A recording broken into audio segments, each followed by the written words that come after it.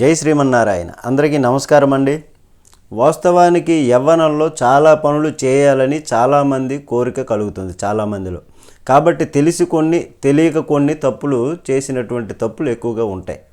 యవ్వనంలో చేసేటటువంటి ఇలాంటి కొన్ని తప్పిదాలు మీ ఆయుష్ను తగ్గిస్తాయి, అలాగే జీవితాన్ని కోల్పోయేటటువంటి పరిస్థితి కూడా కలిగిస్తుంది అని చాణక్యుడు తన చాణక్య నీతులు పేర్కొన్నాడు. అయితే 20 సంవత్సరముల తరువాత ముఖ్యంగా ఇలాంటి తప్పులు అస్సలు చేయొద్దని సూచించారు.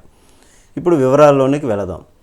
మొట్టమొదటిగా సమయం వృధా చేయకూడదు. సమయం చాలా విలువైనటువంటిది. ఒక్కసారి వెళితే తిరిగి వెనక్కి రాదు. కాబట్టి వృధా చేయకూడదు. సమయాన్ని వృధా చేసేవారు జీవితాంతం అనేక సమస్యలను ఎదుర్కొంటారు. జీవితంలో విజయం సాధించాలంటే సమయపాలన తప్పనిసరిగా పాటించాలి. ఇక రెండోది సోమరితనం. ప్రతి పనికి స్థిరంగా ఉండండి. మీ పనిని సమయానికి ఆ సమయంలో పూర్తి చేయండి. ఇది జీవితంలో విజయావకాశాలను పెంచుతుంది. మీ మైండ్ కూడా ప్రశాంతమైనటువంటి విధంగా ఆనందంగా ఉంచేలాగా చేస్తుంది. ఇట్లాగా పని అయిపోతుంటే అబ్బా పని అయిపోయిందిరా, బాగా హాయిగా ఉంది, చాలా సంతోషంగా ఉంది, ఈరోజు వెళ్ళాను, చకా పనులు అయిపోయాను అంటారు. ఎంత చూడండి. అదే వెళ్ళకపోతే పని జరగదు. అప్పుడు ఆ రోజంతా కూడా ఆయన బుర్ర పని చేస్తుందా? లేదు.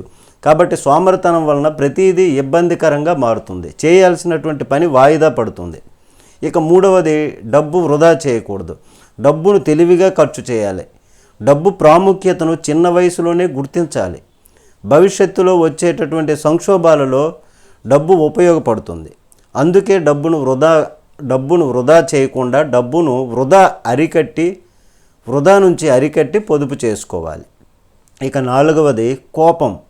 ఒక వ్యక్తి ఆలోచన సామర్థ్యము, అర్థం చేసుకునే సామర్థ్యము కోపంలో పోతుంది. ఎదుటి వ్యక్తి ఎట్లాంటి వాడు అన్నటువంటిది మంచివాడైనా చెడ్డవాడైనా మనకు ఉన్నటువంటి కోపంలో ఆయన్ని గ్రహించలేము. కానీ 20 ఏళ్ళ తరువాత స్పందించేటప్పుడు అప్పుడు కాదు, ఆ 20 ఏళ్ళు అయిపోయిన తర్వాత అప్పుడు తెలుస్తుంది. ఆ ఆలోచన చేస్తే చిన్న వయసులోనే కోపతాపాలు ఎక్కువ.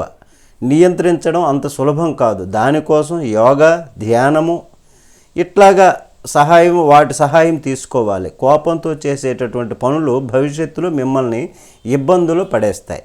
జై శ్రీమన్నారాయణ.